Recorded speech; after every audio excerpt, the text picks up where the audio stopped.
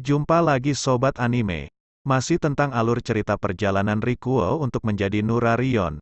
Dalam cerita sebelumnya, setelah Rikuo berhasil mengalahkan bawahan dari Gyuki, dia kemudian mendatangi Gyuki untuk berhadapan langsung. Bagaimana kelanjutan kisahnya? Mari kita saksikan bersama. Namun sebelum itu, bantu Mimin dengan menekan tombol subscribe biar channel Mimin makin kece badai. Oke, langsung aja kita ke TKP. Akhirnya ketika Rikuo bertemu langsung dengan Gyuki, dia menanyakan alasan Gyuki ingin membunuhnya, serta persoalan mengenai Kyuso. Namun justru pertanyaan itu dijawab oleh Gyuki, dengan mengacungkan pedangnya ke arah Rikuo. Tapi dalam waktu yang singkat, justru Rikuo menyerang Gyuki, dan mengatakan niatnya yang akan menjadi Sandaime, dan memimpin seluruh yokai. Di tengah pertarungan keduanya yang berlanjut seru, dan saat Gyuki mengeluarkan ilusi miliknya, Gyuki kemudian menjelaskan semua alasan perbuatan yang dia lakukan terhadap Rikuo, adalah untuk meyakinkan dirinya, bahwa di saat klan Nura makin lemah setelah kehilangan pemimpin sebelumnya, maka, Gyuki ingin mendapatkan kepastian, apakah Rikuo pantas menjadi penerus klan Nura, dan memimpin seluruh yokai, meski dengan kondisi tubuhnya yang hanya mampu berubah saat malam hari saja. Gyuki juga mengatakan bahwa jika Rikuo mampu dia bunuh, maka dia pun akan mengakhiri hidupnya.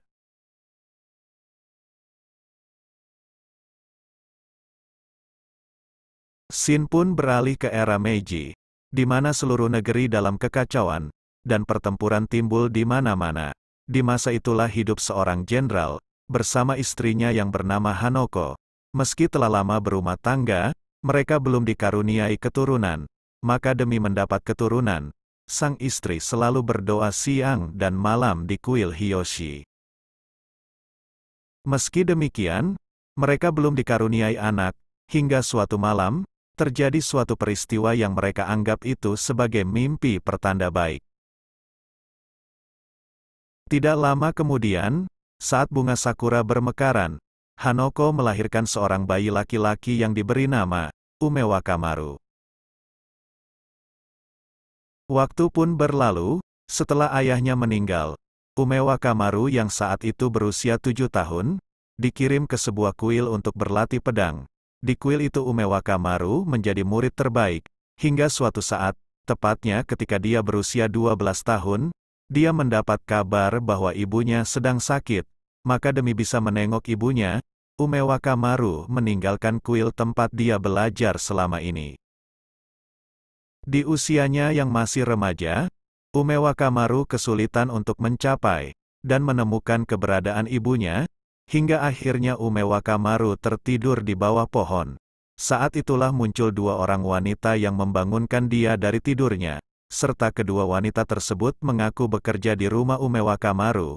Ketika dia pergi, kedua wanita itu juga mengajak Umewakamaru mendatangi ibunya, yang saat itu berada di Gunung Nejireme. Sesampainya di sana, Umewakamaru baru menyadari bahwa kedua wanita itu telah membohongi dirinya. Kenyataan yang terjadi ialah bahwa dia dibawa ke Gunung Nejireme sebagai mangsa dari yokai yang menguasai gunung tersebut.